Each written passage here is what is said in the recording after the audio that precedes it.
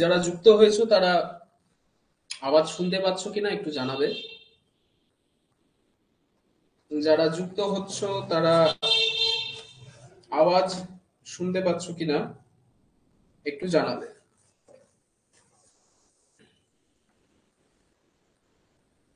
আওয়াজ পরিষ্কার আসছে কিনা একটু জানানোর জন্য অনুরোধ করছি। আশা করি সকলে শুনতে এবং দেখতে পাচ্ছ, তাই তো? অডিও এবং ভিডিও ক্লিয়ার আসছে? ঠিক আছে। আমরা আমাদের আজকের আলোচনা শুরু করছি। আমরা পাশাপাশি মধ্যযুগ,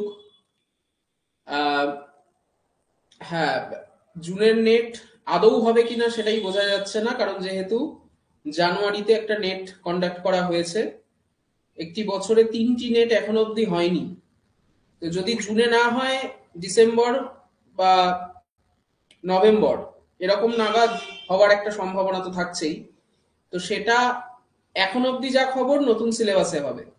নেটের আনসার কি দিয়ে দেওয়ার সাথে সাথেই ওরা সম্ভবত যেটি আপডেটেড সিলেবাস সেটি আপলোড করে দেবে, এরকমই আপাতত কথা আমার কাছে এসছে। সেইটুকুনি আমি তোমাদের বলে রাখলাম। কিন্তু জুনে সম্ভবত না হওয়ার সম্ভাবনা বেশি, আবার হতেও পারে। যদি হয় তাহলেও সেটা নতুন সিলেবাসে, যেটা আপডেটেড সিলেবাস, যেটা মোটামুটি ভাবে কয়েকটি ইউনিটের টেক্সট বদল ঘটেছে আমরা জানি, তার মধ্যেই সীমাবদ্ধ থাকবে। কিন্তু এটা এতটাই আনপ্রেডিক্টেবল, যতক্ষণ না ওরা অফিসিয়ালি এই ধরনের কোনো নোটিশ পাবলিশ করছে ততক্ষণ পর্যন্ত আমরা এটা একটু আতান্তরেই আছি। তো দেখা যাক, নেটের রেজাল্টটা খুব দ্রুত দিয়ে দেওয়ার কথা, দিয়ে দেওয়ার পরপরই এই বিষয়ে তারা ঘোষণা করবে বলেই আমাদের বিশ্বাস। আপাতত এই অবধি আপডেট। কিন্তু নতুন সিলেবাস হলেও আমাদের মধ্যযুগের কোনো অংশই বদলাচ্ছে না। মধ্যযুগ যে অংশটুকু নিয়ে আমাদের ছিল সেটা সবটাই থাকছে। এর আগে যারা মধ্যযুগের ক্লাস নিয়মিত করেছো এবং পুরোনো ভিডিওগুলোর সাথে পরিচয় হয়েছে, যারা নতুন ভর্তি হচ্ছ, তারা জানো যে আমরা একটা নির্দিষ্ট দৃষ্টিভঙ্গিতে মধ্যযুগ পাঠ করছিলাম। কারণ মধ্যযুগের প্রতিদিন যে নতুন নতুন অবস্থান আমাদের সামনে আসছে এবং নেট প্রশ্নপত্রকে কেন্দ্র করে যেরকম বদল, আজ থেকে 3-4 বছর আগের মধ্যযুগের প্রশ্ন এবং এখনকার নেটের মধ্যযুগের প্রশ্নের মধ্যেও আকাশ পাতাল তফাৎ ঘটে গেছে।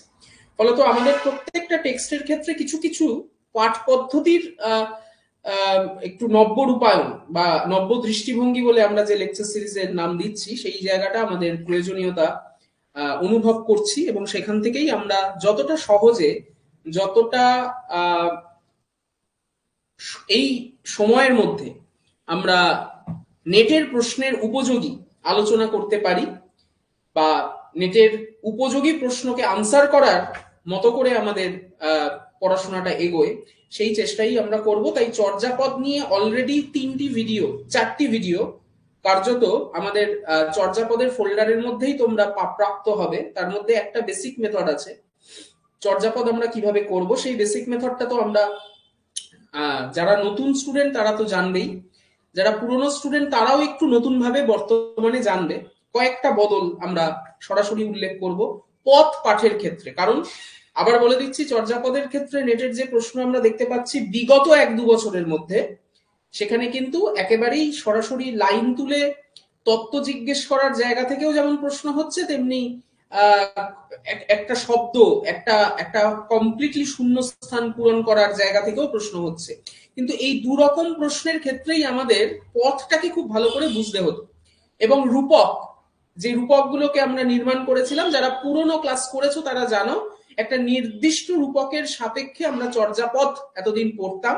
সেই বেসিক মেথডটা তো থাকবেই, তার সাথে সাথে আর যে নতুন নতুন প্রশ্নগুলো আমাদেরকে দেওয়া হচ্ছে সেইগুলোকে কিভাবে আমরা ডিল করব, একেবারে নেটের প্রশ্ন ধরে আলোচনা তো থাকবেই। তার আগে এই টোটাল অবস্থানটা আমরা একেবারে পথ ধরে আলোচনার মধ্যে নিয়ে আসার চেষ্টা করছি।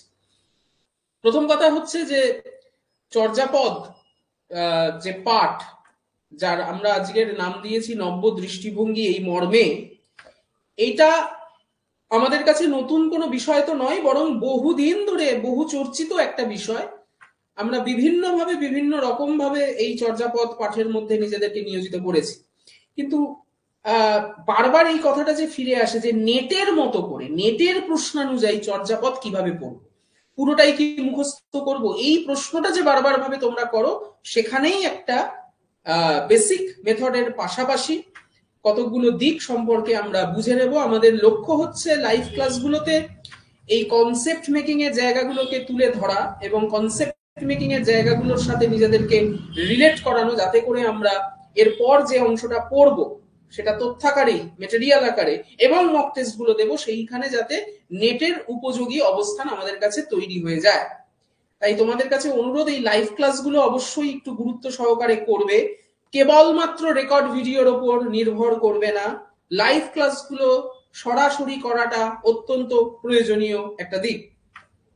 রেকর্ডের উদ্দেশ্য কিন্তু আবারও বলছি রিভিশনের জন্য। যাই হোক, আমরা সরাসরি আলোচনায় এখন প্রবেশ করছি। প্রথম কথা হচ্ছে যে কথাগুলো আমরা প্রায় প্রত্যেকেই জানি, আমি সেই বহুচর্চিত পুনরুক্তির মধ্যে প্রবেশ করব না। কি কি কথা আমি সংক্ষেপে তার কতকগুলো পয়েন্ট কেবল উল্লেখ করে দিচ্ছি, যে চর্যাপদ কি এবং কেন। চর্যাপদ বাংলা সাহিত্যের প্রথম টেক্সট, সাহিত্যের ইতিহাসে বহু ব্যবহারে জীর্ণ বা ক্লিশে একটা অধ্যায় চর্যাপদ। কারণ চর্যাপদের আগে আমরা একটা total Bangla text, coat unquote, এখন এটার ভাষা বাংলা কিনা সেটা নিয়েও বিতর্ক আছে, আমরা সেই বিতর্কে প্রবেশ না করে আপাতত তর্কের খাতিরে যদি ধরেও নিই যে চর্যাপদের ভাষা বাংলা, তাহলে সেই অর্থে বাংলা সাহিত্যের প্রথম পূর্ণাঙ্গ একটা টেক্সট। এখন পূর্ণাঙ্গ কথাটাও একটা বিতর্কিত কথা। এই চর্যাপদ কি আসলে যে কটা পদ আমরা আবিষ্কার করেছি, 51টি পদ, মতান্তরে 50টি পদ, কিন্তু তার মধ্যে 4.5 পাতা লুপ্ত, সেই দিক থেকে স্ট্যাটিস্টিক্যালি বলতে গেলে 46.5টা পদ। এবং পরবর্তীকালে অসিত কুমার বন্দ্যোপাধ্যায় নবচর্যাপদ বলে আরো একটি গ্রন্থ সম্পাদনা করছেন, সেখানে আমরা দেখতে পাচ্ছি আরো অনেকগুলো চর্যাপদের কথা তিনি তুলে ধরছেন। তার মানে 50টা পদেই চর্যাপদ বিন্যস্ত, এটাও ঠিক কথা না। তাই পূর্ণাঙ্গ কথাটা কোন অর্থে ব্যবহার করা হচ্ছে, যে এর আগে আমরা কোনো পদসংকলন বাংলায় পাইনি, সংস্কৃততে পেয়েছি। সংস্কৃততে বাঙালি কবি লিখিত ভুরি ভুরি পদ পেয়েছি। তার দুটো সব থেকে গুরুত্বপূর্ণ উদাহরণ কি হতে পারে, একটি হচ্ছে গাথা সপ্তশৈ বা গাথা সপ্তশতী, সেখানে লক্ষণ সেনের সভা কবিদের দ্বারা বাঙালি কবিতারা কিন্তু সংস্কৃততে বিচ্ছিন্ন কাব্য কবিতা রচনা করেছেন। পরবর্তীকালে তুর্কি আক্রমণের ঠিক আগে আগে বা কন্টেম্পোরারি, দুটো মতই চলে, সদুক্তি কর্ণামৃত, সেখানেও আমরা এইগুলো কিন্তু বহু যুগ ধরে বিচ্ছিন্ন কবিতার এক একটা সংকলন, আমরা বাঙালি কবিদের দ্বারা সংস্কৃততে লিখিত কবিতা পাচ্ছিলাম, কিন্তু একেবারে আনকোড়া বাংলা। এখন আনকোড়া বাংলা কথাটাও খুব বিপজ্জনক কথা, অপভ্রংশ। এই অপভ্রংশ থেকে বাংলা বেরিয়েছে, হিন্দি বেরিয়েছে, অসমিয়া বেরিয়েছে, তখন সবকটা ভাষা একে অপরের সঙ্গে কানেক্টেড হয়ে আছে। তাই এই কথাগুলো বলাও খুব বিপজ্জনক, যে কারণে সুনীতি চাটুর্যে তার বিখ্যাত বই ODBL, origin development of Bengali ল্যাঙ্গুয়েজে চর্যাপদের ভাষা বাংলা প্রমাণ করার পরেও আমরা এখনো এই তর্ক থেকে বিরতি পাইনি যে আদৌ এটা বাংলা কিনা। কিন্তু দেখা গেছে অপভ্রংশের সাথে মিলিয়ে পরবর্তীকালে আধুনিক ভাষাতত্ত্বের গবেষণায় যে এর ব্যাকরণ বাংলার কাছাকাছি, কিন্তু এমন কিছু শব্দ পাচ্ছি যেটা আধুনিক হিন্দির কাছাকাছি, এমন কিছু সিনট্যাক্স পাচ্ছি যেটা আধুনিক ওড়িয়া ভাষার কাছাকাছি। ফলত ওই বিতর্কে আমরা ঢুকছি না, আমরা বাংলার টেক্সট হিসেবেই তাকে ডিল করব। তো এই যে বাংলা সাহিত্যের প্রথম টেক্সট আনুমানিক 8ম থেকে দ্বাদশ, এই 400 বছরের মধ্যে, তোমাদের এটাও প্রশ্ন হতে পারে যে 400 বছর ধরে কি এটা লিখিত হয়েছে? না, আনুমানিক 8ম থেকে দ্বাদশ, মানে একদল বলছেন 8ম থেকে দশম, আরেক দল বলছেন 10ম থেকে দ্বাদশ। কোনো একটা দলের পক্ষকে আমরা ভারী করতে পারিনি। যারা 8ম থেকে দশমের কথা বলেন সেই দলে সুকুমার সেন, মোহাম্মদ শহীদুল্লাহদের মতো পণ্ডিত ব্যক্তিরা পড়েন, আবার যারা 10ম থেকে দ্বাদশের কথা বলেন সেখানে প্রবোধচন্দ্র বাগচি থেকে শুরু করে হরপ্রসাদ শাস্ত্রী, তাদের কথা পড়ে। তো আমরা একটা মোটামুটি টাইম ফ্রেম, কাউকেই ছোট বড় না করে অষ্টম থেকে দ্বাদশ এই 400 বছরের মধ্যে গুরুবাদী পরম্পরায় যে 23 জন কবির নাম আমরা পাবো, এটাও আবার বিতর্কের জায়গা যে আদৌ 23 জন কবি, নাকি আরো বেশি সংখ্যক কবি, নাকি একজন কবি বিভিন্ন নাম ব্যবহার করেছেন। এই সমস্ত বিতর্ক থেকে কিন্তু নেটে প্রশ্ন হচ্ছে। এতদিন কিন্তু আমরা এই বিতর্কগুলোকে এড়িয়ে গেছিলাম। এতদিন পর্যন্ত চর্যাপদ পড়তে গিয়ে আমাদের এত বিতর্ক জানতে হয়নি, এখন জানতে হবে, কিন্তু স্টেপ বাই স্টেপ। প্রথমে যেটা জানতে হবে সেটা হচ্ছে এই 400 বছরে যে 23 জন পদকর্তার পদ সংকলনকে আমরা আবিষ্কার করছি প্রায় তার 1000 বছর পর। হরপ্রসাদ শাস্ত্রী তৃতীয়বার নেপাল যাত্রা 1907 নেপালের রাজদরবার থেকে আবিষ্কার করছেন এমন একটা অদ্ভুত টেক্সট, যে টেক্সটার ভাষা বাংলা বলে প্রমাণ করছেন পরবর্তীকালে সুনীতি চাটুর্যে। এবং হরপ্রসাদ শাস্ত্রীর নিজের বিশ্বাস ছিল যে চর্যাপদ শুধু নয়, চর্যাপদের সাথে সাথে তিনি আরো যে 3টে টেক্সট আবিষ্কার করেছিলেন, সরহপা, যে কবি সরহপা, তখন মানে যে টেক্সটার নাম ছিল সেটা দেওয়া ছিল সরহ বজ্রের দোহা, কাহ্ন কায়ের দোহা এবং ডাকার ন, এই আরো 3টে পুঁথির ভাষাও বাংলা। পরবর্তীকালের গবেষণায় দেখা গেছে না, এদের ভাষা বাংলা নয়, কেবলমাত্র চর্যাপদের ভাষাটিই বাংলা। এটাও বিতর্কিত যে বাকিগুলো কেন বাতিল হলো অথচ এটা বাংলা কেন টিকে গেল, সেই বিতর্কের মধ্যে আমরা পড়ে যাব। আপাততর জন্য যেটা আমরা জানছি, এই 1907 সালে আবিষ্কৃত হওয়া হরপ্রসাদ শাস্ত্রী কর্তৃক এই 4টে বই বঙ্গীয় সাহিত্য সংসদ থেকে প্রকাশ লাভ করছেন 1000 বছরের পুরনো বাংলা ভাষায় বৌদ্ধ গান ও দোহা নামে। পরবর্তীকালে কেবল চর্যাপদটুকু টিকে থাকছে, আর বাকি পুঁথিগুলোকে আমরা বাদ দিয়ে সরিয়ে দিচ্ছি। এই যে চর্যাপদ, 23 জন পদকর্তা বাংলা অপভ্রংশতে লেখা পদ সংকলন, প্রথম বাংলায়, কোনো সংস্কৃত নয় বা অন্য কোনো ভাষায় নয়, বাংলাতেই অপভ্রংশ বাংলায় লেখা এই পদটির ঐতিহাসিক মূল্য যতটা গুরুত্বপূর্ণ হয়ে উঠলো আমাদের কাছে, তার সাথে সাথে যেটা গুরুত্বপূর্ণ হয়ে উঠলো সেটা হচ্ছে এই পদের উদ্দেশ্যটা কি, কোনো সাহিত্যিক প্রয়োজন না। এটাও আমাদের জানা যে এটার মূল উদ্দেশ্য কিন্তু ছিল একটা ধর্মমত প্রচার, এবং কোন বিশেষ ধর্মমত, বৌদ্ধ ধর্মমত না সেটাও নয়। বৌদ্ধরা বিভিন্ন পর্যায়ে ভাগ হয়ে হয়ে হীনযান, মহাযান, পারমিতা, মন্ত্র, বজ্রযান হয়ে যে সহজযান, এই সহজযান সহজিয়া সিদ্ধাচার্যদের এক বিশেষ ধর্মমতের প্রচারের নামই চর্যাপদ। চর্যা কথাটার মধ্যেই যার মূল উদ্দেশ্যটিকে লুকিয়ে রাখা হয়েছে, কি কি পালনীয় আর কি কি পালনীয় নয়। আমরা এক কথায় এখন চর্যাপদ বলছি, এই বইটার এক্সাক্ট নাম কি সেটা নিয়েও মানে ভয়ঙ্কর রকমের বিতর্ক আছে। কত রকমের নাম, কে কোন শতকে চর্যাপদকে ফেলছে, কে কোথায় আবিষ্কার করেছে, এই আবিষ্কার করার পর বই হিসেবে যখন প্রকাশ লাভ করছেন তখন কোন রাজা টাকা দিয়েছেন, এই সমস্ত তথ্য আমি তুলে দিচ্ছি। এগুলো লাইভ ক্লাসে আলোচনা আমরা করব না। আমাদের উদ্দেশ্য লাইভ ক্লাসের সময়টাকে তথ্য পড়ে সময় নষ্ট করার জন্য নয়। আমরা যেটা বুঝবো সেটা হচ্ছে পথকে কিভাবে আমরা রিলেট করব। নেটের জন্য আমরা গ্র্যাজুয়েশনের চর্যাপদ পড়ছি না, আমরা মাস্টার্সের চর্যাপদ পড়ছি না, আমরা নেটের চর্যাপদ পড়তে পড়তে যাচ্ছি। এটা অত্যন্ত গুরুত্বপূর্ণ। এটা আমাদের আসলে আমাদের যে প্র্যাকটিসটা এতদিন ধরে হয়ে এসছে গ্র্যাজুয়েশন মাস্টার্স লেভেলে, যেভাবে মধ্যযুগ পড়ে এসছি কতগুলো টপিকের ভিত্তিতে, আজকে নেট পড়তে গিয়ে আমাদের আটকে যেতে হচ্ছে। এটা আমাদের দোষ নয়, এটা আমাদের শিক্ষার সিস্টেমের দোষ। তাই আমাদের এখন পুরোটাই উল্টো পদ্ধতিতে পড়তে হচ্ছে। যে টেক্সট আমরা কখনো পড়িনি, আজকে প্রশ্ন আসছে সেখান থেকে। তো আমাদের মূল লক্ষ্য নতুন ভাবে বেসিক মেথডের সাথে সাথে নব্য দৃষ্টিভঙ্গিকে অ্যাপ্লাই করে চর্যাপদ বোঝা। তার আগে এই কয়েকটা কথা আমরা সেরে নিলাম। তার মানে বৌদ্ধ সহজিয়া সিদ্ধাচার্যদের একটা বিশেষ ধর্মমতের প্রচার চর্যাপদে ফুটে উঠেছে। কেন ফুটে উঠেছে? হঠাৎ করে এই বিশেষ ধর্মমতকে প্রচার লাভ করার প্রয়োজনীয়তা কেন অনুভব করলেন এই সিদ্ধাচার্যরা? সেই ইতিহাসও আমাদের প্রায় প্রত্যেকের জানা। ব্রাহ্মণ্যবাদের যুগ, পাল বংশ সেন বংশ পেরিয়ে সাধারণ মানুষ ব্রাহ্মণ্যবাদের ছাতার তলায় থাকতে থাকতে অতিষ্ঠ। ব্রাহ্মণ্যবাদ কেবলমাত্র ওই এলিট সংস্কৃত ক্লাসকে মাথায় তুলেই সমাজের চালিকা শক্তি নিজের হাতে রেখেছে, সাধারণ মানুষ কেবলমাত্র ব্যবহৃত হচ্ছে শোষণের কাজে। এমন একটা সময় বৌদ্ধ ধর্ম ফ্লারিশ করতে শুরু করে গোটা ভারত জুড়ে। আমাদের ফার্স্ট পেপারে হায়ার এডুকেশন সিস্টেমের মধ্যেও আমরা যখন প্রথম পার্টটা, যারা পুরনো ক্লাস করেছো তারা দেখেছো, একদিকে হচ্ছে বৈদিক শিক্ষা ব্যবস্থা, অন্যদিকে হচ্ছে বৌদ্ধিক শিক্ষা ব্যবস্থা, দুটো কন্টেম্পোরারি।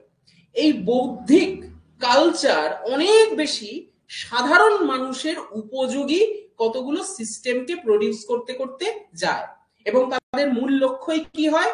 এই সংসার নামক যে মায়াজাল, এই যে সংসার, শোষণ কখন তোমাকে করা যায়?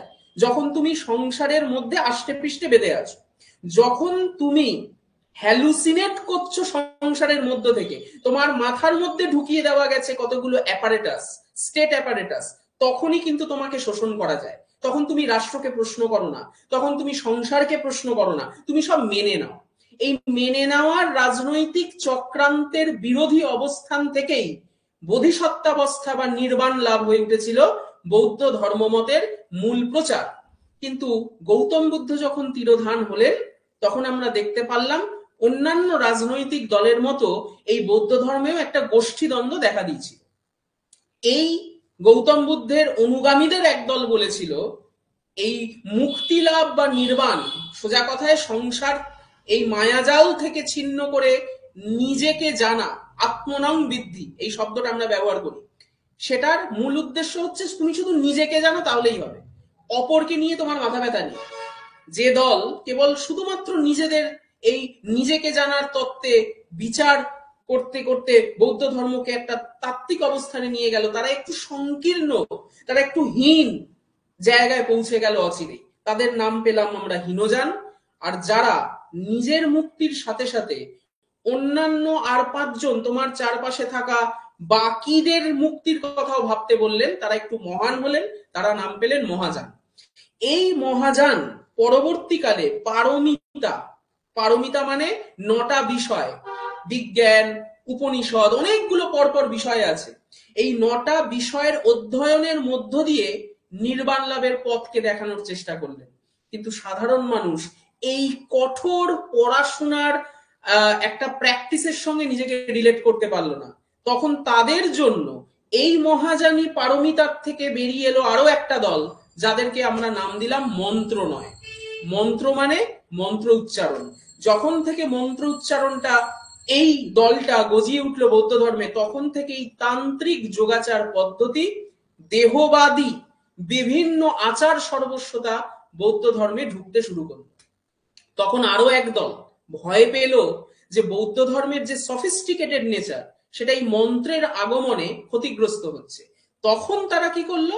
পারমিতা আর মন্ত্রের মধ্যে ব্যালেন্স করে আরেকটা নতুন দল তৈরি করলো, যার নাম আমরা দিলাম বজ্রযান। তাহলে দেখো, মূল বৌদ্ধ ধর্ম হীনযান, মহাযান। হীনযানকে সরিয়ে দাও, মহাযান থেকে আরো দুটো দল, পারমিতা, মন্ত্র। পারমিতা মন্ত্র থেকে আবার একটা দল বজ্রযান। এই বজ্রযানের মধ্যে থেকে আরো একটা দল, শেষ দল, এরপর আর কোনো বিভাজন নেই।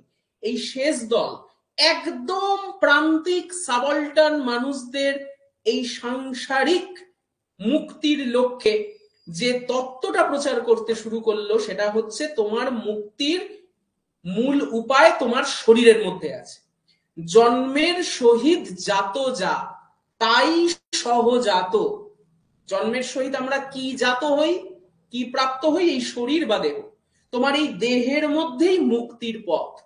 এই তত্ত্বটাই হয়ে উঠল সহজিয়া সিদ্ধাচার্য, বৌদ্ধ সহজিয়া সিদ্ধাচার্যদের মূল দেহবাদী কায়া সাধনার তত্ত্ব, যা চর্যাপদের মধ্য দিয়ে প্রকাশ লাভ করেছে। এখন প্রশ্ন তোমরা করতে পারো যে হঠাৎ করে তারা বাংলা নামক এই অপভ্রংশের একেবারে আনকোড়া নতুন ভাষাকে কেন বেছে নিলেন? কারণ এই সময় সংস্কৃত হচ্ছে এলিট সোসাইটির কমিউনিকেশন এবং সাহিত্যের মাধ্যম, কিন্তু মেজর অফ পিপল, তারা কিন্তু এই সংস্কৃত, সেটা ক্লাসিক্যাল সংস্কৃত হোক, লৌকিক সংস্কৃত হোক, তাতে কথা বলে না। তারা তাদের মতো হয় প্রাকৃতে কথা বলে, পালিতে কথা বলে, অথবা এই অপভ্রংশ ভাঙা ভাঙা বাংলা, তখন তো বাংলা, ওড়িয়া, অসমিয়া, হিন্দি, নেওয়ারি, পাঞ্জাবি এতগুলো ভাষা আলাদা করে চেনা যাচ্ছে না, এই অপভ্রংশের গোষ্ঠীতে কথা বলতে থাকে। এই সাধারণ মানুষের ভাষায় সাধারণ মানুষকে দেহতত্ত্ব প্রচার করে সংসারের এই পরিনিবৃত্তি থেকে উপায়ের পথ বাতলালো যারা, তারাই হয়ে উঠল চর্যাপদের কবি, যাদেরকে আমরা সহজিয়া সিদ্ধাচার্য বলে উল্লেখ করলাম। এবং তাদের সম্মিলিত এই 400 বছরের বিচ্ছিন্ন পদকে কে সংকলন করলেন চর্যাপদ নামে, তার কোনো নাম আমরা পেলাম না, কিন্তু যিনি আবিষ্কার করলেন তার সম্পাদক মহাশয়ের মর্মেই, হরপ্রসাদ শাস্ত্রী, তার মর্মেই এটি একটি প্রথম বাংলা সংকলন টেক্সট হিসেবে পরিচিতি লাভ করল, যার উদ্দেশ্য কোনো আর্টস ফর আর্টস সেক নয়, যার উদ্দেশ্য কোনো কলা কৈবল্যবাদী অবস্থান নয়, যার উদ্দেশ্য কোট আনকোট সরাসরি রাজনৈতিক।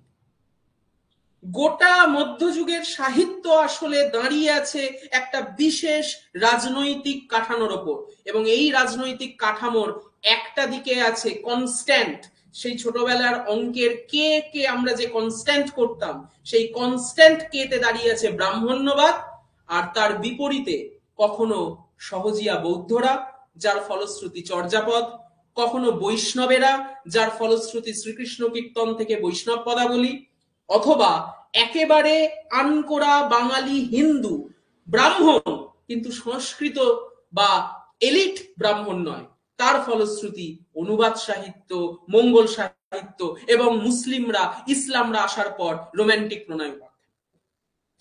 ধর্ম আন্দোলনের ফলাফল রূপেই আমাদের মধ্যযুগের বাংলা সাহিত্যের প্রত্যেকটি টেক্সটের জন্ম হয়েছে।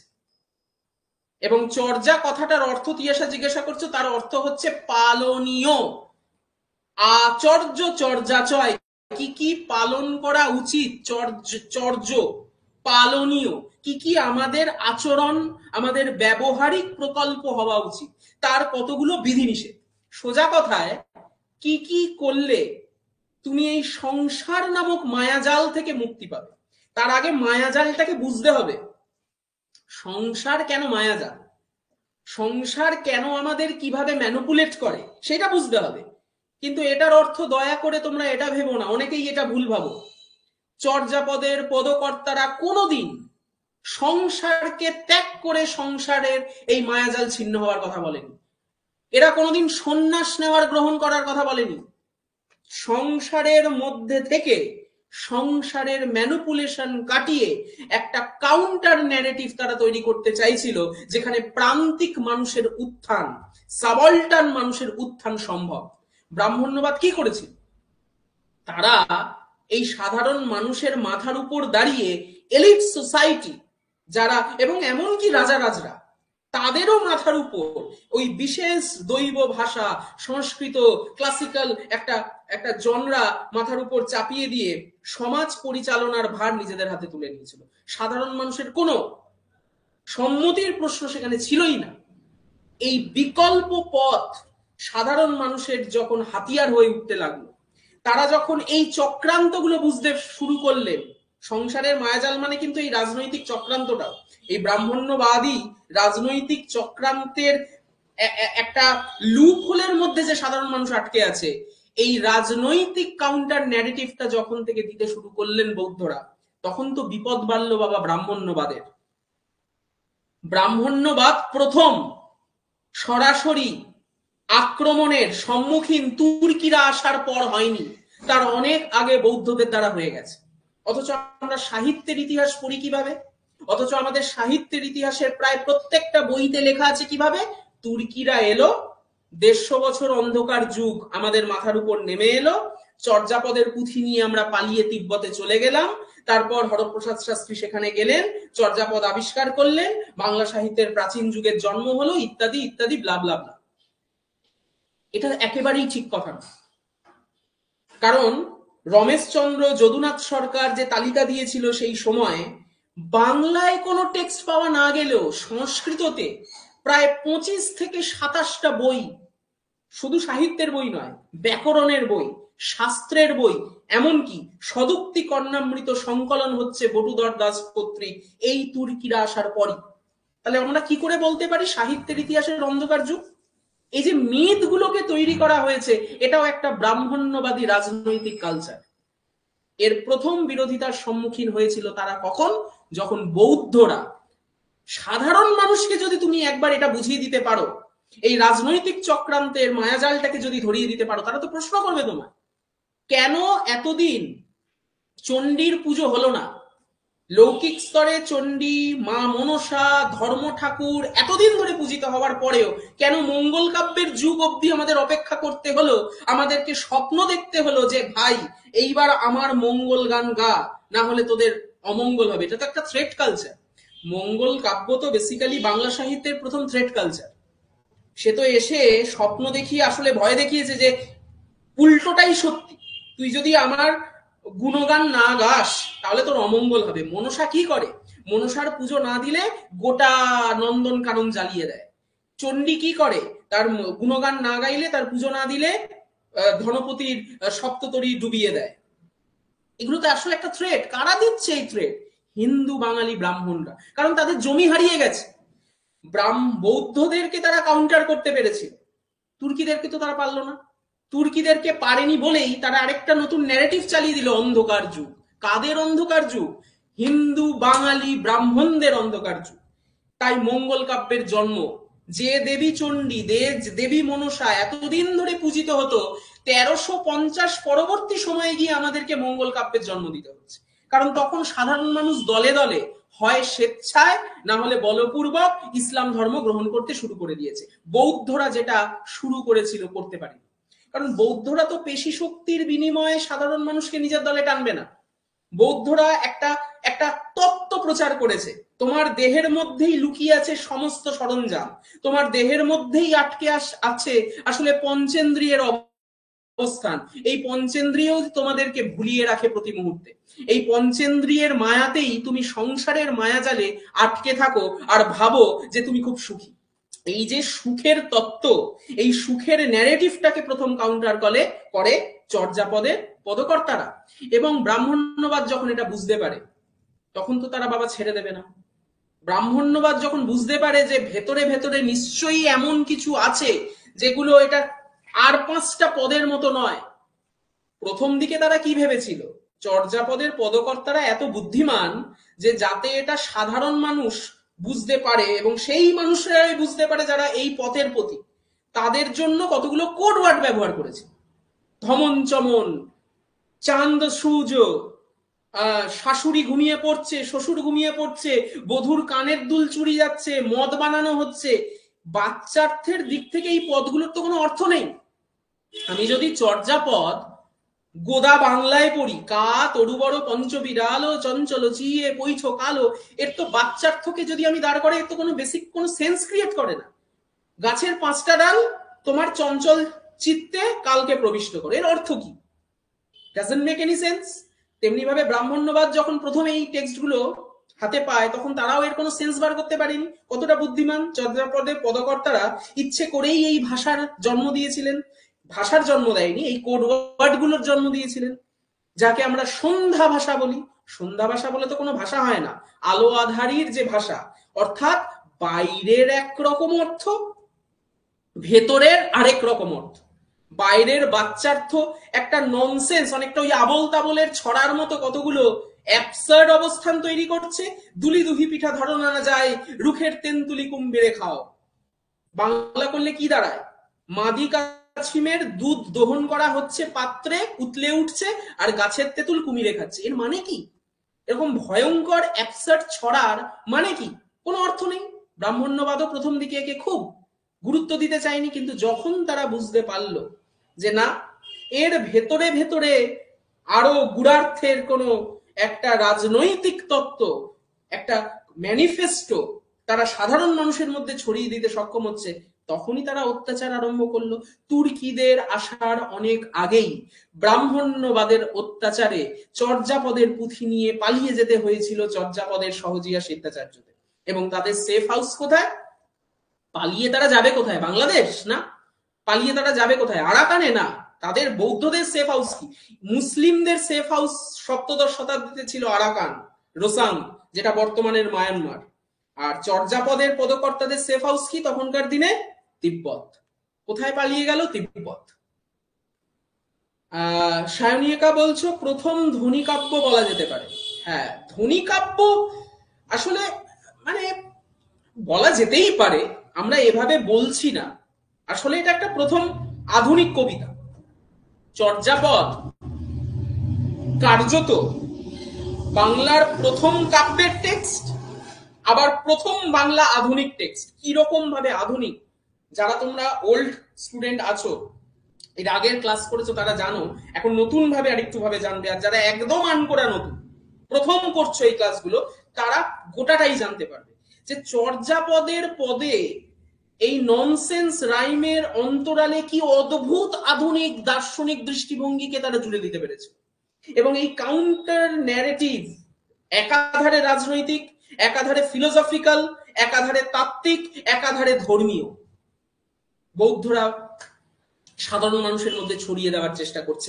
এবং অনেক সহজভাবে সাধারণ মানুষকে যদি এটা বোঝাতে সক্ষম হয় যে তোমাদের দেহের মধ্যেই মুক্তির পথ আছে, নিজেকে জানো, নিজেকে চেনো। কিভাবে? লুই ভনই বলে পুচ্ছিও জানো। ভনিতা করে এই পদকর্তারা বলছেন, আমায় জিজ্ঞেস করো, আমি তোমাদের পথ বলবো।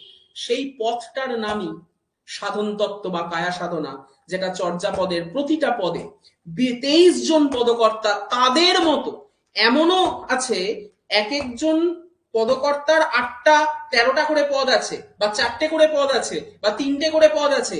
প্রত্যেককে আলাদা আলাদা ভাবে যেমন রূপক দিয়ে দেখিয়েছেন, আবার একই পদকর্তা তাদের বিভিন্ন পদে নতুন নতুন রূপক নির্মাণ করে দেখিয়েছেন। প্রত্যেকটা পদের লক্ষ্য এই মুক্তিটাকে অ্যাকোয়ার করা, এই মায়াজালকে কাটানো। কিন্তু বলার ভঙ্গিটা একটা এক একজন পদকর্তার এক একটা নির্দিষ্ট রূপককে কেন্দ্র করে। এবং এখন আমরা যেটা নতুন অ্যাপ্লাই করব, এর আগে শুধু এই রূপকগুলো চিনেছিলাম চর্যাপদ পাঠে, এখন যেটা নতুন অ্যাপ্লাই করব সেটা হচ্ছে এই রূপকগুলোর সাথে প্রত্যেক পদকর্তার তাত্ত্বিক দৃষ্টিভঙ্গি, প্রত্যেক পদকর্তার বৈশিষ্ট্য, সেই অনুযায়ী চর্যাপদকে পড়ব। এবং এইভাবে এই দুটো মেথড, একটা হচ্ছে নির্দিষ্ট রূপকের ভিত্তিতে চর্যাপদ পাঠ, আর নির্দিষ্ট পদকর্তার বৈশিষ্ট্যের ভিত্তিতে চর্যাপদ পাঠ। বর্তমানে আসা নেটের যে কোনো প্রশ্ন আমরা আনসার করতে পারবো। আর বৌদ্ধরা যখন থেকে এই কাজটা করতে শুরু করলেন, ব্রাহ্মণরা যখন থেকে এটা বুঝতে শুরু করলেন, তখনই দেখা গেল গোলযোগ। ব্রাহ্মণ্যবাদ কোনোভাবেই চাইবে না তাদের জমিটা হারিয়ে যাক। সাধারণ মানুষের কাছ থেকে সাধারণ মানুষকে ব্যবহার করার জন্য তাদের ওই বোকা বনে থাকা অবস্থানটা খুব জরুরি শাসক গোষ্ঠীর কাছে। যে মুহূর্তে বৌদ্ধরা সেটা বোঝাতে সক্ষম হলো, বৌদ্ধরা এই সাধন তত্ত্বটাকে দাবানলের মতো ছড়িয়ে দিতে সক্ষম হলো, ব্রাহ্মণরা যে মুহূর্তে এটা বুঝতে পারলেন, তখনই বাঁধলো সংঘর্ষ। তুর্কিরা আসার বহু আগে চর্যাপদকে মানে এক প্রকার ব্যান ঘোষণা করা হলো বাংলার সমাজ ইতিহাসে, এবং তারা পালিয়ে গেলেন তিব্বতে তাদের সেফ হাউসে।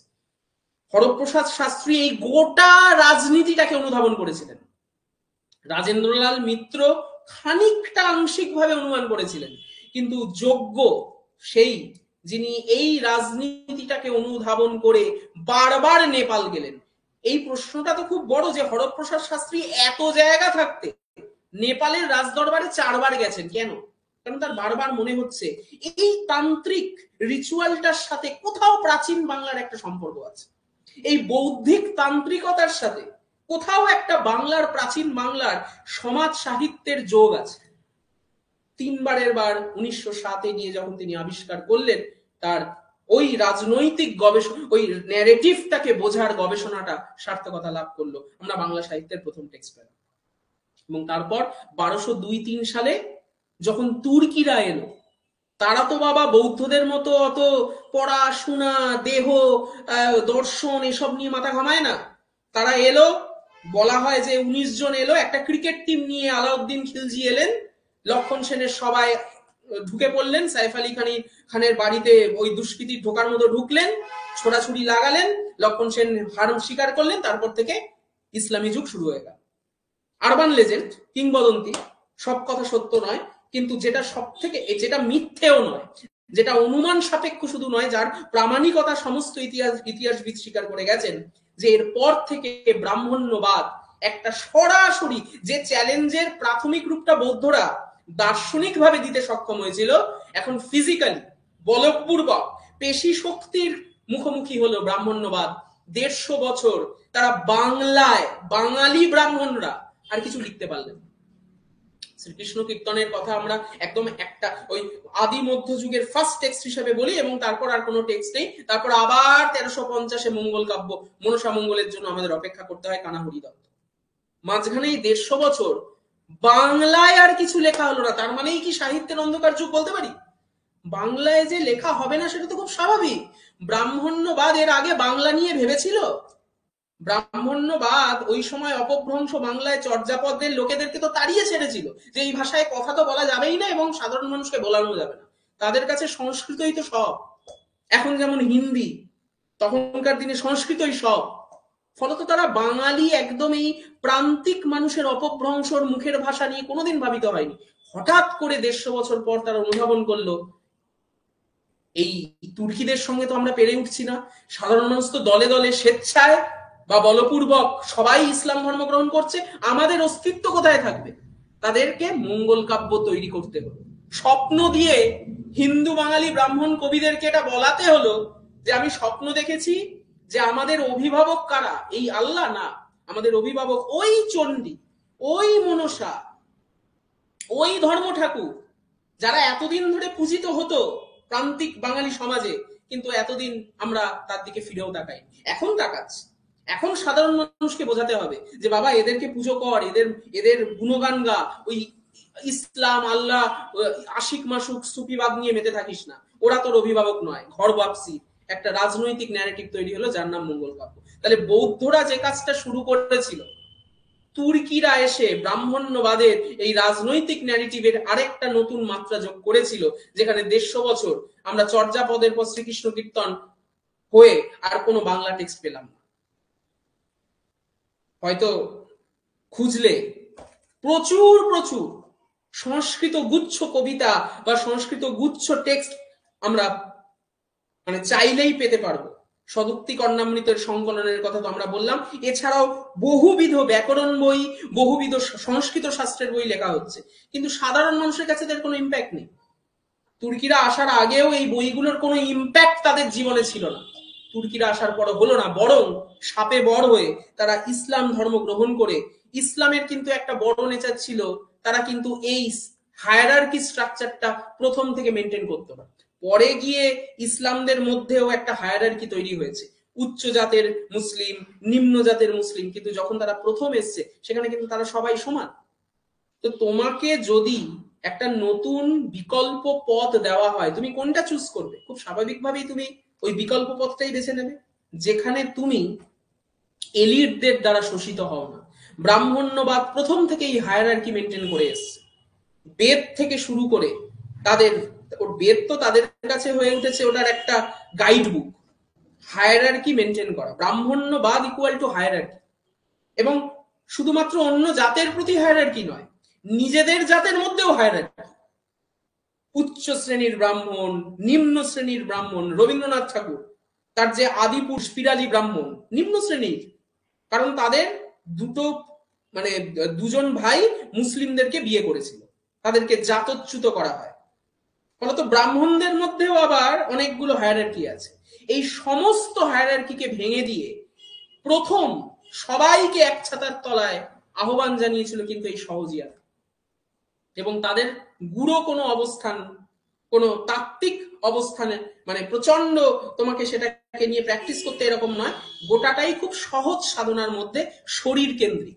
নামে সহজ, নামে শরীর, কিন্তু প্রতিটা বক্তব্যের মধ্যে আসলে কিন্তু একটা অদ্ভুত রকমের সাংসারিক রূপককে তারা জুড়ে দিয়েছিল। কি আশা বলছো মঙ্গল কাব্যের প্রথমে শুধুমাত্র দেবীকেই কেন পুজো করা হলো, পুরুষ দেবতার? কারণ প্রান্তিক মানুষ অনেক বেশি মাতৃতান্ত্রিক। আমরা পুরুষতন্ত্রের যে সমাজ কাঠামো নির্মাণ করেছি, সেটা কিন্তু এই ব্রাহ্মণ্যবাদী চেতনার ফলাফল। বেদ থেকে শুরু করে সমস্ত পুরুষ দেবতা ভোগ করে নারী দেবতাকে। এমনকি মনসার জন্মের ক্ষেত্রে আমরা দেখতে পাচ্ছি শিবের অসাবধানতার যে বীর্যপাত, সেখান থেকে মনসার জন্ম। মনসা কিন্তু একজন অজনী সম্ভবা দেবতা। বস্তুত পক্ষে পুরাণের সমস্ত নারী দেবতাই পুরুষদের অধীন। এই হায়ারার্কিটা খুব ভালো প্রশ্ন করেছো তিয়াশা। জাতের হায়ারার্কির সাথে সাথে এই লিঙ্গের হায়ারার্কিও ব্রাহ্মণ্যবাদ খুব ভালোভাবে মেনটেন করে। তাই পুরুষ প্রধান অবস্থান থেকে সাধারণ মানুষকে যদি আমাকে কাছে টানতে হয়, তাহলে তাদের মাতৃপ্রধান দেবীরাই তো মুখ্য কেন্দ্রীয় শক্তি হিসাবে আমাকে দেখাতে হবে। তাই মনসা হয়ে উঠছে মঙ্গল কাব্যের মুখ, চণ্ডী হয়ে উঠছে মঙ্গল কাব্যের মুখ, এবং তারা পুজো আদায় করছে কাদের কাছ থেকে? এক একজন পুরুষ। চাঁদ সদাগর পুরুষ, তাই মনসার এত রাগ পুরুষের প্রতি। প্রথম তার রাগ তার পিতা শিবের প্রতি, অ্যাকসেপ্ট করতে পারে না। তার নিজের স্ত্রী চণ্ডী পাথর মেরে মনসার চোখ কানা করে দেয়, তার থেকে তার নাম হয়ে যায় চ্যাংমুড়ি কানা। দ্বিতীয় রাগ মনসার তার স্বামী জগৎকারু, যে ফুলসজ্জার রাতেই তার আসল রূপ দেখে তাকে তাড়িয়ে দিয়েছিল। আর তৃতীয় রাগ চাঁদ সদাগরের। এই রাগটা কাদের রাগ? এগুলো তো আসলে যারা ভালো সাহিত্য রচনা করে তারা তো কেবলই রাজনৈতিক ন্যারেটিভ রচনা করতে পারে না। এই রূপকগুলো এই যুগের কারণের অবস্থানগুলো পরপর জুড়ে দিতে দিতে যান। যে কারণে বিজয়গুপ্তের মনসামঙ্গল, যে কারণে আমাদের কেতকাদাস ক্ষেমানন্দের মনসামঙ্গল, যে কারণে মুকুন্দ চক্রবর্তীর চণ্ডীমঙ্গল, যে কারণে চর্যাপদ, যে কারণে বরু চণ্ডীদাসের শ্রীকৃষ্ণ কীর্তন, যেখানে কৃষ্ণ একজন পুরুষ দেবতা হিসেবে বারবার রাধাকে দর্শন করে। এই পুরুষবাদী নেচারের বিপরীতে নারী হয়ে উঠছে একটা আর্কেটাইপ।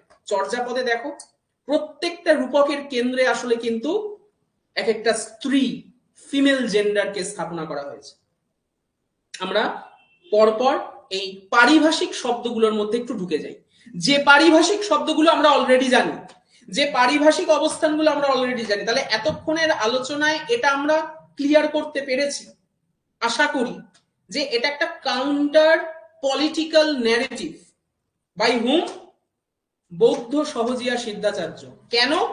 ব্রাহ্মণ্যবাদের বিপরীতে সাধারণ মানুষের একটা বিকল্প পথ দেওয়ার লক্ষ্যে। সেই বিকল্প পথ কি? সহজিয়া সিদ্ধাচার্যদের কায়া সাধনা। সেই কায়া সাধনার মূল দার্শনিক লব্জগুলো কি?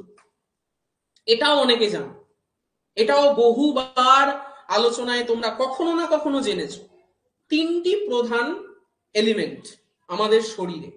দেখো প্রাথমিকভাবে এদের কায়া সাধনার যে তত্ত্বগুলো বা পরিভাষাগুলো শুনলে আমাদের একটু বোকা বোকা লাগবে, কিন্তু যত আমরা এর পরতের মধ্যে যাব, যত আমরা এর শব্দ সঞ্চয়নের মধ্যে যাব, তত আমরা তাড়াতাড়ি রিলেট করতে পারবো চর্যাপদের এই টেক্সটগুলোকে।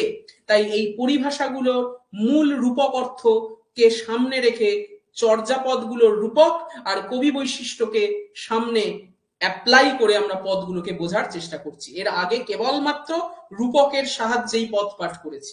এখন নতুন নেটের প্রশ্নকে আনসার করার জন্য কবি বৈশিষ্ট্য হয়ে উঠবে আমাদের দ্বিতীয় মানদণ্ড। পরিভাষাগুলো কি কি? তিনটে এলিমেন্ট আমাদের শরীরে: ইরা, পিঙ্গলা, মধ্যগা, বামগা, দক্ষিণগা, অবধূতিকা। বহু নাম, সোজা কথায় তিনটে নারী বা ধমনী। তিনটে নারী। নারী মানে শিরা, এখানে নারী মানে ফিমেল নয়, এখানে নারী মানে ধমনী। দুটো সামনের দিকে, একটা পেছনের দিকে। এই ধমনী বা নারীগুলোর কাজ কি? প্রাণবায়ু যেটা আমরা গ্রহণ করছি তার পথ নির্মাণ করা। এবং এই পথটা কোথায়? উপর থেকে নিচে।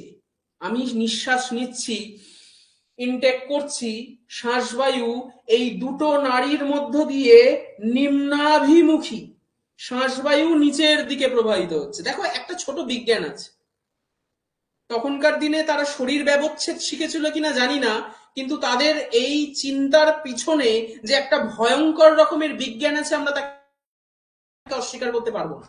বাট এটাকে কেবল বিজ্ঞান দিয়ে বুঝলে বাবা হবে না, এর পরতে পরতে লুকিয়ে আছে কতগুলো ফিলোসফিক্যাল অ্যাসপেক্ট।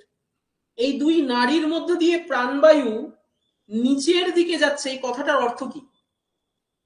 বিজ্ঞানের একটা অর্থ আছে যে বৈজ্ঞানিকভাবে আমরা এভাবেই নিঃশ্বাস প্রশ্বাস নিই, অন্তত তাদের কথানুযায়ী সাথে বর্তমান আধুনিক বিজ্ঞানের একটা যোগ আমরা পাবো, কিন্তু এটা নিয়ে আমরা মাথা ঘামাচ্ছি না।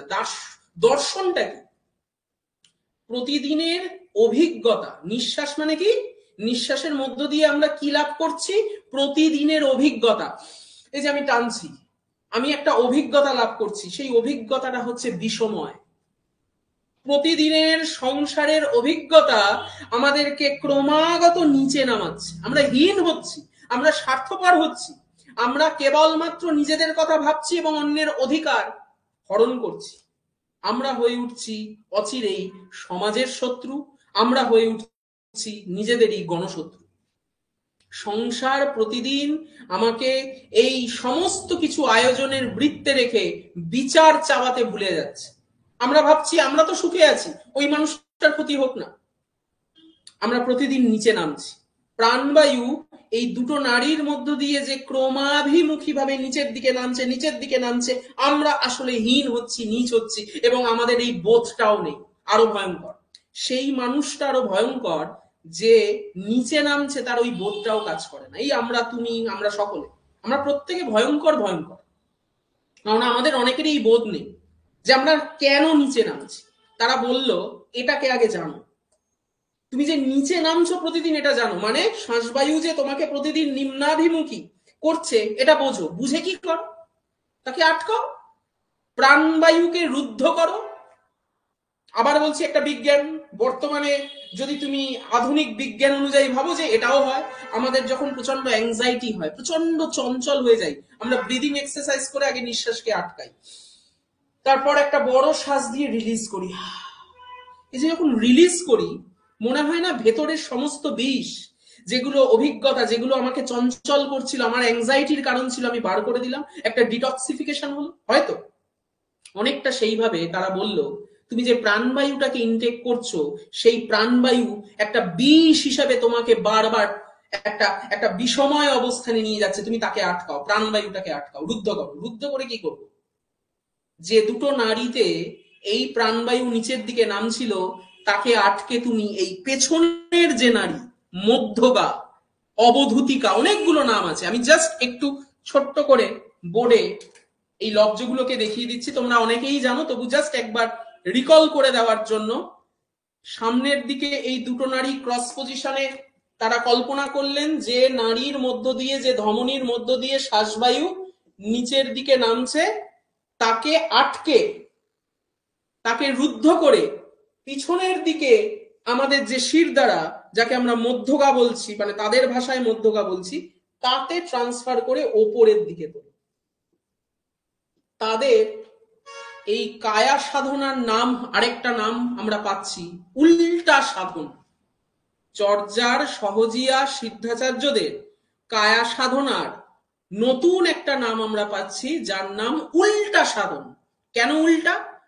সংসার প্রতিদিন তোমাকে যে অর্ডারে নামাচ্ছে, তুমি ঠিক তাকে ব্রেক করে, ওই হ্যাবিটটাকে চেঞ্জ করে শ্বাসবায়ুকে ওপরের দিকে তুলছ, সংসারের বিরুদ্ধে যাচ্ছ, অসামাজিক হচ্ছ না, সমাজকে অতিরিক্ত হয়ে, তার অতীত হয়ে তাকে পেরিয়ে যাচ্ছ। ওই যে আমরা যখন রস নিয়ে আলোচনা করেছি, কাব্যতত্ত্ব নিয়ে আলোচনা করেছি, দুটো জগতের কথা বলেছিলাম, মানে আমি বলেছিলাম, কথাটার অর্থ হচ্ছে তাত্ত্বিকেরা বলেছেন, একটা হচ্ছে লৌকিক জগৎ, যেখানে প্রতিদিন আমরা রাগ, অভিমান, দুঃখ, হাসি, কান্না সবটাই দেখি, কিন্তু সেগুলো আমাদের মনে নতুন করে কোনো প্রতীতি জন্মায় না। কিন্তু তাকেই যখন সাহিত্যে প্রয়োগ করা হয়, চোখের সামনে নৌকাডুবি দেখলে আমাদের কষ্ট হয়, কিন্তু সেটাই যখন টাইটানিক ছবিতে আমরা দেখি, আমরা গোগ্রাসে তার আস্বাদন করি। শোক তখন হয়ে যায় একটা আস্বাদন, কষ্টটাই আমরা আস্বাদন করে করুণ রসের জন্ম দিই।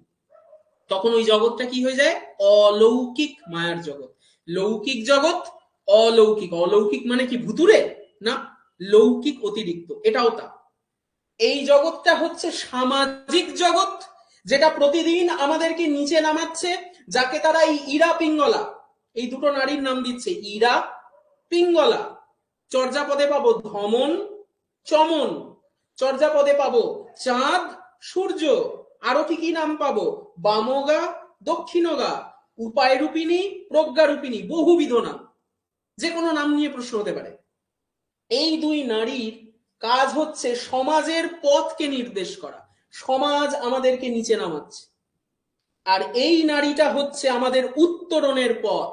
যে কারণে এই মধ্যগাকে তারা বলে অবধূতিকা মার্গ। অবধূতিকা মার্গ মানে সেই পারগামী হওয়ার পথ, যেখানে গিয়ে তুমি মুক্তি পাবে সোজা গিয়ে। প্রাণবায়ুকে, এই সমাজের পথকে, সমাজের চালকে বানচাল করে দিয়ে উল্টো দিকে প্রবাহিত করার নামই হলো উল্টা সাধন বা সহজিয়া সিদ্ধাচার্যদের চর্যাপদের কায়া সাধন। এই অবস্থানে যখন তুমি পৌঁছে যাবে, তখন বেসিক্যালি তোমার শরীরের অন্তর্গত 4টি চক্র জাগ্রত হবে।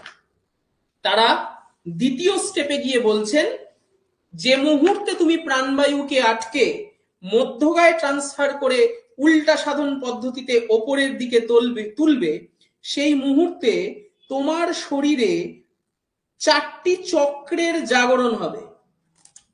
মোটামুটি যদি মনে করো এটা একটা দেহ, তাহলে নাভিতে একটি চক্র, হৃদয়ে একটি চক্র, কণ্ঠে একটি চক্র, মস্তিষ্কে একটি চক্র। ওপর দিকে উঠছে পিছনে শিরদাঁড়ায় থাকা মধ্যগা দিয়ে প্রাণবায়ু, নিচের দিকে নামছিল সামনের দিকে থাকা ইরা পিঙ্গলার মধ্য দিয়ে প্রাণবায়ু। তাকে রুদ্ধ করে দিয়ে তুমি প্রথমে ওপরে তুললে, জাগ্রত হলো নাভিতে থাকা চক্র, যার নাম নির্মাণ চক্র। নাভিতে শ্বাসবায়ু গিয়ে যখন পৌঁছালো, নিচের দিকে নেমে গেছিল, রুদ্ধ করে আমি প্রথমে তুললাম কোথায়? নাভিতে। কোন চক্র আছে তাদের মতে? নির্মাণ চক্র। আমি কি পেলাম? আনন্দ। আরো ওপরের দিকে তুললাম, হৃদয়ে কে আছে? ধর্ম চক্র। আমি কি পেলাম? পরমানন্দ। আরো ওপরের দিকে তুললাম, কণ্ঠ, কি আছে? সম্ভোগ চক্র। আমি কি পেলাম? বিরমানন্দ। এবং সব শেষে মাথায় কি আছে? মহাসুখ চক্র। আমি কি পেলাম? সহজানন্দ। এইটা হলো আমাদের ফাইনাল ডেস্টিনেশন। এই ফাইনাল ডেস্টিনেশনের যে স্টেশন, সেটা কোথায় অবস্থান করছে? মস্তিষ্ক বা মাথায়। কোথায় অবস্থান করছে? মস্তিষ্ক বা মাথায়। কেন মাথায়? কারণ আমরা সংসারে থাকতে থাকতে এই বুদ্ধিটাকে নিচে নামিয়ে দিই, এই নিজের মস্তিষ্কটাকে নিচে নামিয়ে দিই। বলে না হাঁটুতে বুদ্ধি, এই কথাটার অর্থ কি? যেটা মাথায় থাকার কথা ছিল সেটা নিচে নেমে গেছে। সংসারের এই প্রক্রিয়াকে উল্টো পদ্ধতিতে ডিটক্সিফিকেশন করার কথা তারা এই দেহকে কেন্দ্র করে বললেন। ওই ছোটবেলায় আমরা দেখতাম না শক্তিমান, শক্তিমানের পূর্বরূপ হচ্ছে গঙ্গাধর। গঙ্গাধর হচ্ছে বেসিক্যালি ওই সমাজের রূপ। সমাজ আমাদেরকে প্রতি মুহূর্তে গঙ্গাধরের মতো বোকা বানিয়ে রাখে, কিন্তু যে মুহূর্তে আমি এই গঙ্গাধর ধ্যানে বসতো, পিঠের চক্রগুলো জাগ্রত হতে হতে সে শক্তিমান হয়ে যেত। এটা অনেকটা তোমার ওই ম্যান অ্যান্ড সুপারম্যান, বার্নার্ড শয়ের বিখ্যাত নাটক। তোমাকে সুপারম্যান হয়ে উঠতে হবে। তোমাকে প্রতি মুহূর্তে সংসারের ওই বোকা হয়ে থাকার পদ্ধতিটাকে পাল্টাতে হবে, যার নাম তারা দিলেন উল্টা সাধন। এবং একেবারে একটা দার্শনিক অবস্থান। তোমরা যদি এখন বলো যে সত্যি সত্যি আমি কি শ্বাসবায়ুকে আটকে এই চক্রগুলো জাগ্রত করলেই আমি মুক্তি পাবো, না। এটা একটা দর্শন, এটা একটা ফিলোসফি। সংসারের ম্যানুপুলেশন গুলোকে বোঝো, রাষ্ট্রের চক্রান্ত গুলোকে বোঝো, তোমার বিপরীতে যাকে তুমি তোমার প্রভু বলে মানছো, অথরিটি, তার চক্রান্ত গুলোকে বোঝো, কিভাবে তারা বোকা বানিয়ে রাখছে। তাহলেই তুমি মুক্তি পাবে। আমাদের পরাধীনতা কিসে? আমাদেরকে পরাধীন করে রাখে কারা? রাষ্ট্র, পুলিশ, ক্ষমতা, পাওয়ার, টাকা? না, আমাদের চিন্তা। আমাদের চিন্তার দাসত্ব আমরা প্রতি মুহূর্তে করি বলে আমাদের চিত্ত থাকে চঞ্চল। এবং তার মূল কারবারি কারা? আমাদের পঞ্চেন্দ্রিয়। তাই কা তরু বড় পঞ্চবিডাল, ওই গাছের যেমন 5টা ডাল, তেমনি তোমার 5টা ইন্দ্রিয়। যার বশ হয়ে আছো তুমি, যাকে তুমি নিজে কন্ট্রোল করতে পারছো না, সেই পঞ্চেন্দ্রিয় তোমাকে কন্ট্রোল করছে। তোমার হৃদংসা তোমাকে কন্ট্রোল করছে, তোমার যৌনতা তোমাকে কন্ট্রোল করছে, তোমার অর্থলোভ, কাম, মোহ, মাৎসর্য, পুরুষার্থ তোমাকে কন্ট্রোল করছে। তুমি টাকার পিছনে ছুটছো। বঙ্কিমচন্দ্রের কমলাকান্তের দপ্তরের ভাষায় তুমি প্রত্যেকে কোনো না কোনো বহ্নির পেছনে ছুটছি। কেউ রূপবহ্নি, কেউ অর্থবহ্নি, কেউ অন্য কোনো বহ্নি। প্রত্যেকের আলাদা আলাদা বহ্নি আছে। আমরা আমাদের চিন্তার দাসত্ব করে যাচ্ছি, কারণ সমাজ আমাদেরকে শিখিয়েছে। সমাজ বুদ্ধিমান বাবা। এই সমাজ কিন্তু কোনো ব্যক্তি নয়, কয়েকটা মাথার সামূহিক রূপ। তারা খুব বুদ্ধিমান, তারা নিজেরা মুক্তি পেয়ে গেছে। মুক্তি পেয়ে আমাদেরকে আমাদেরকে পরাধীন, আমাদের নিজেদের চিন্তার দাসত্ব করিয়ে নিজেরা ক্ষমতা ভোগ করছে। তারা খুব বুদ্ধিমান। তাদের চক্রান্তকে জানো, তাদের চক্রান্তকে চেনো, তাহলেই তুমি মুক্তি পাবে। এই সাধনার মূল মর্মের নামই হয়ে উঠছে উল্টা সাধনা। তাই এটা কোনো ওই তুমি বসলে ধ্যানে তোমার মুক্তি লাভ হলো এইভাবে বুঝলে হবে না। তারা বারবার করে বিভিন্ন পদে এই কোড ওয়ার্ড গুলোকে, অনেকটা হয় না তোমার যখন দুটো দেশের মধ্যে যুদ্ধ লাগে, টেলিগ্রাম মারফত দ্বিতীয় বিশ্বযুদ্ধে কোড ওয়ার্ডে পাঠানো হতো, হিটলারের কাছে খবর যেত বা হিটলারের বিরোধী শক্তির কাছে খবর যেত কোড ওয়ার্ডে, কখন কোথায় আক্রমণ হবে। ঠিক এটাও তাই। সমাজকে কাউন্টার করো, সমাজের এই ম্যানিপুলেশনকে কাউন্টার করে তোমার নিচে নামার পদ্ধতিটাকে ওপরে ওঠাও। এবং দেখো প্রত্যেকটা চক্রে আনন্দের যে পরিমাণ সেটা বাড়তে বাড়তে যাচ্ছে। আনন্দ থেকে পরমানন্দ, পরমানন্দ থেকে বিরমানন্দ, বিরমানন্দ থেকে চূড়ান্ত ফাইনাল ডেস্টিনেশন সহজানন্দ। এবং এখানেই মহাসুখ। তোমার চঞ্চল চিত্তে কালকে তুমি প্রবিষ্ট করছো। চঞ্চল চিয়ে পৈঠ কাল, কা তরু বড় পঞ্চবিডাল, চঞ্চল চিয়ে পৈঠ কাল, দৃঢ় করো মহাসুখ পরিমাণ, লুই ভনই বলে পুচ্ছিও জানো। দৃঢ় করে মহাসুখকে অ্যাকোয়ার করো। কিভাবে করবে? লুই ভনিতা করে বলছে, আমাকে জিজ্ঞেস করো, আস্ক মি, পুচ্ছিও জানো। সল সময়ও কাহি করিওই, সুখ দুঃখেতে নিচিত মরিওই। হঠাৎ করে শুনলে একটা হিন্দি টোন পাবে, দেখো। সল সময়ও কাহি করিওই, সুখ দুঃখেতে নিচিত মরিওই, এরিউ ছান্দক বান্ধ করণক পাটে রাস, শূন্য পাখ ভিড়ি লাহুরে পাশ। শুনে মনে হবে এটা এটা কি বাংলা? তখন তো বাংলা বলে কিছু নেই। বেরোবে এরপর বাংলা, তার ব্যাকরণ নিয়ে বেরোবে, সংস্কৃত থেকে দান নিয়েই তার নিজস্ব ব্যাকরণ নিয়ে বেরোবে, হিন্দির থেকে আলাদা হবে নেওয়ারি। কিন্তু তখন তো সব এক, তখন তো সবটা একজোট। এটাকে ঠিক দেহাতি ধরন বলবো না, দেহাতি ধরন কথাটা হয়তো এখানে যাবে না। মানে একটা সামূহিক রূপ, একটা সামূহিক রূপ। তার ফলে আমরা দেখতে পাচ্ছি এই অবস্থানটা থেকে যখন লুই বলছে, ভনিতা করে বলছে, আমায় জিজ্ঞেস করো কিভাবে করবে, কিভাবে চঞ্চল চিত্তকে কাল প্রবিষ্ট করে শান্ত করবে। লুই ভনই বলে পুচ্ছিও জানো, সল সময়ও কাহি করিওই। সমাধি সকল কেন করো, কাহি করিওই। সমাধি সকল মানে কি? ধ্যান। ধ্যান কারা করে? ধ্যান কারা প্রমোট করেছে? বেদ, ব্রাহ্মণ। এরা কিন্তু ধ্যানে বসতে বলেনি একবারও। এই যে মূর্তিটা আঁকলাম সেটা কিন্তু চোখ বন্ধ করে ধ্যানের মূর্তি নয়, নিজেকে জানার প্রসেস। তাই এই সমস্ত ব্রাহ্মণ্যবাদী ধ্যান ফ্যান করে কিচ্ছু হবে না। সল সময়ও কাহি করিওই, সুখ দুঃখেতে নিচিত মরিওই। সেই তো সুখ দুঃখেতে মারাই যাবে। তাহলে কি করতে হবে? এরিউ ছান্দক বান্ধ করণক পাটে রাস, শূন্য পাখ ভিড়ি লাহুরে পাশ। এরিউ ছান্দক বান্ধ করণক পাটে রাস। এরিউ এড়িয়ে যাও। কি এড়িয়ে যাও?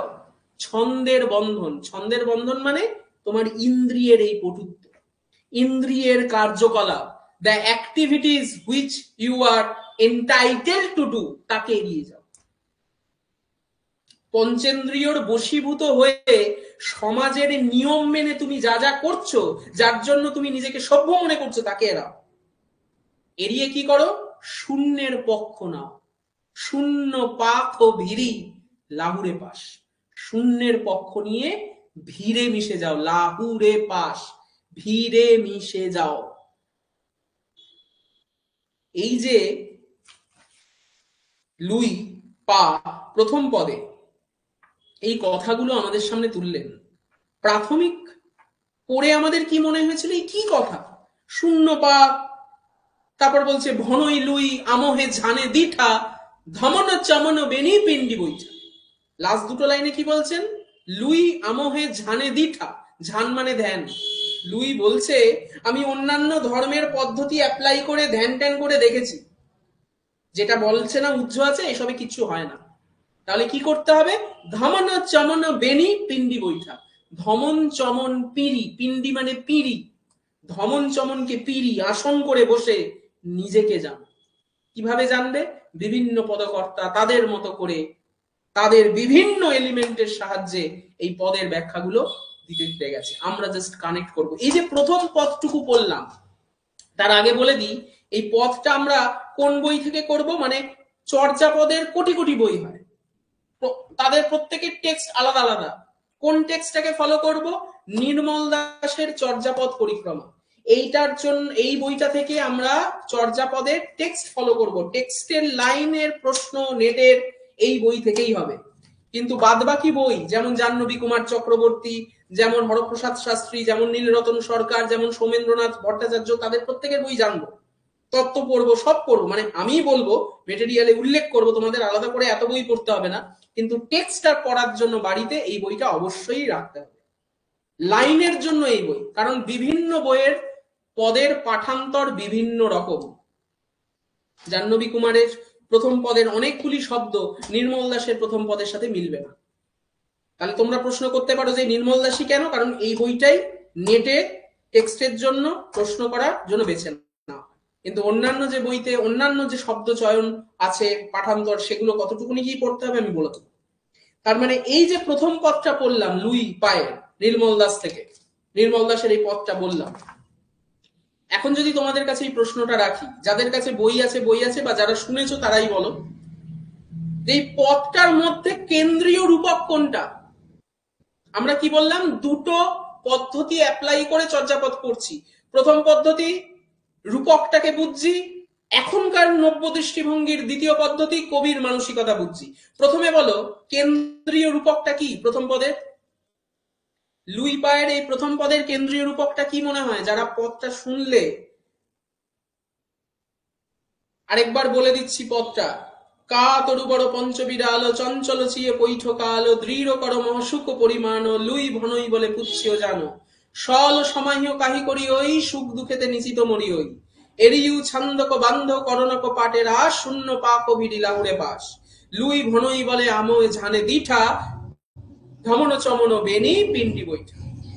সোজা কথায় পদটার মর্মার্থ কি, মানে বাচ্চার্থটা কি, বলছে এই সমস্ত ধ্যান ফ্যান করে সংসারের মধ্যে থেকে চঞ্চল চিত্ত নিয়ে থাকলে সুখ দুঃখেতে মারা যাবে। তাহলে কি করতে হবে, ধমন চমনকে পিড়ি করে বসে এই মহাসুখটাকে একবার করতে হবে।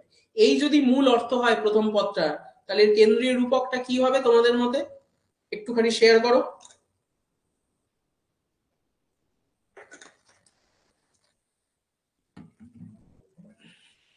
যা মনে হয় চ্যাটে লিখে একটু জানানোর জন্য অনুরোধ করছি।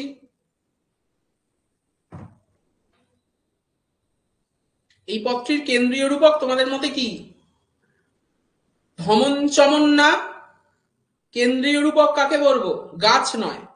তিয়াশা বলছো গাছ, ভালোই ধরার চেষ্টা করেছো। গাছের সাপেক্ষে মানুষের দেহকে বলা হলেও আলটিমেটলি মুক্তির যেটি কেন্দ্রীয় অবস্থান সেটি হবে পদের কেন্দ্রীয় রূপক। তাহলে এখানে মুক্তির পিঁড়ি কি, মুক্তির সিঁড়ি কি, মুক্তির আসন কি, ধমন চমন। এখন ধমন চমন মানে ইরা পিঙ্গলা, ইরা পিঙ্গলার কেন পিঁড়ি, কারণ সেই পিঁড়িতে বসেই তুমি প্রাণবায়ু রুদ্ধ করে তাকে ওপরের দিকে তুলবে। তাই কেন্দ্রীয় রূপক এই পদটির ধমন চমন। ইরা পিঙ্গলা, দক্ষিণগা বামগা, যে দুটো নারী আমরা ক্রস পজিশনে দেখালাম, তাহলে এটা যদি কেন্দ্রীয় রূপক হয়, তাহলে এই পদটার পরে কবির কোন মানসিকতা, দেখো কেন কবির মানসিকতাটা প্রয়োজনীয় বোঝার, কারণ লুই পা টোটাল পদ লিখেছে দুটো, 1 নম্বর পদ আর 29 নম্বর পদ। এখন লুই পা থেকে যদি নেটে প্রশ্ন দেয়, আমরা মুখস্থ করব না, আমরা পদ মুখস্থ করব না, কেন্দ্রীয় রূপক আর পদটি পড়ে তার কবির মূল মানসিকতাটুকু জেনে উত্তর করতে পারবো, এটাই আমাদের প্র্যাকটিসের লক্ষ্য হবে। 29 নম্বর পদে আমরা পরের দিন যাব, কিন্তু এই প্রথম পদটা পড়ে কবির কোন মানসিকতার প্রকাশ পাচ্ছে? একটা বাস্তববাদী দৃষ্টিভঙ্গি। এই পদটিতে কোন রকমের অবাস্তব কল্পনা উপমার ব্যবহার লুই পা করেননি, বরং একটা দার্শনিক অভিজ্ঞান এবং বাস্তববাদী উপমা চয়নের মধ্য দিয়ে বিকল্প মুক্তির সন্ধান পাঠকদের দিতে চেয়েছেন। কিন্তু তুমি যদি ভুসুকু পায়ের পথ পড়ো, তুমি যদি ডেন্টন পায়ের পথ পড়ো, তুমি যদি কুক্কুরি পায়ের পথ পড়ো, দেখবে অদ্ভুত অদ্ভুত রকমের উপমা চয়ন আমরা দেখতে পাচ্ছি। 2 নম্বর পদে কুক্কুরি পায়ের পদে দেখতে পাচ্ছি, সেখানেও বাস্তব, কিন্তু অদ্ভুত রকমের অবাস্তব উপমা সজন, উপমা সৃজন করে তারপর মূল পদের ব্যাখ্যায় গেছে। আমরা যে কবির যতগুলো পদ, সব পদ 46টা পদের মধ্যে নির্বাচিত কয়েকটি পদই কবি বৈশিষ্ট্য আর রূপকের সাহায্যে নেটের জন্য পড়ে যাব। তাহলেই আমরা যে কোনো প্রশ্ন, সে যে কোনো লাইন থেকে দিক, যে কোনো শব্দ ধরে দিক, আমরা আনসার করতে পারবো। পদ্ধতিটা কি বোঝা গেছে? আমার আজকের লেকচারের যে মূল উদ্দেশ্য ছিল চর্যাপদ পাঠের নব্য দৃষ্টিভঙ্গির, তার দুটো মেথড কি বোঝা গেছে? আমরা এই দুটো মেথডের সাপেক্ষেই পরের দিনে নির্বাচিত পদ তোমাদেরকে সিলেক্ট করে দেব, সেই পদগুলো ক্লাসে আলোচনা করব এবং তার মেটেরিয়ালটা দিয়ে পরীক্ষার মক টেস্ট নেব। এটা কি ক্লিয়ার হয়েছে সকলের কাছে?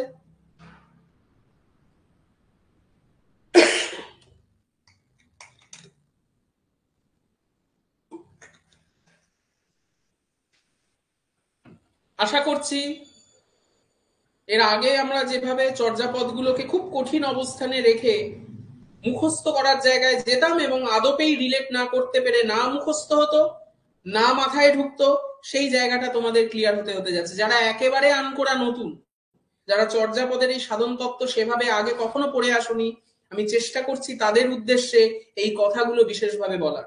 যে কয়েকটি পরিভাষা, যে কয়েকটি দার্শনিক অবস্থান তোমাদেরকে বলে দেব, তার সাপেক্ষেই নির্বাচিত পদগুলো কেবল পড়ে যাবে, আর তার সাথে থাকবে আদার ইনফরমেশন, যেটা আমি পাঠাবো। কোনো বই নয়, কেবল টেক্সট বই হিসেবে এই বইটা হাতের কাছে রেখো। আজকের আলোচনা এই পর্যন্ত থাকছে। নেক্সট ক্লাসের বিষয় এবং অন্যান্য প্রাসঙ্গিক তথ্য তোমাদের গ্রুপে তুলে দেওয়া হবে।